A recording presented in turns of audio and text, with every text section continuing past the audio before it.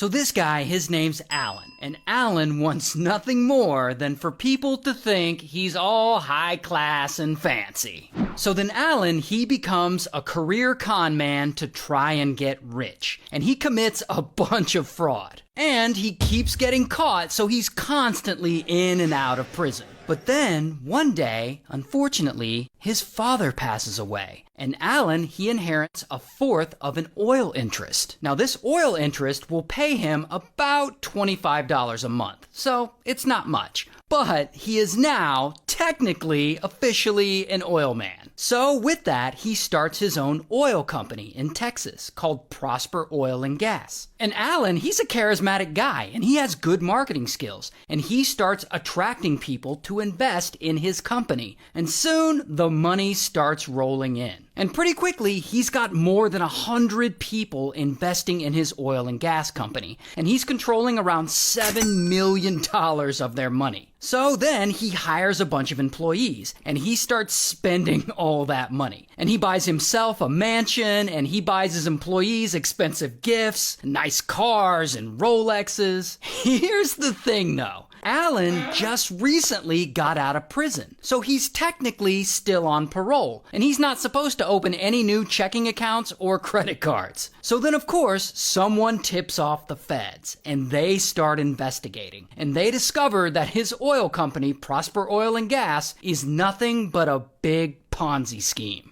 And poor Alan, he knows the feds are onto him. And he can't be rich and fancy if he goes back to prison. So he meets up with his assistant, who is also his boyfriend. This guy, Cody. And Alan and Cody, they decide to flee. And they take a train from San Antonio all the way to San Francisco. And once he's there in San Fran, Alan, he can't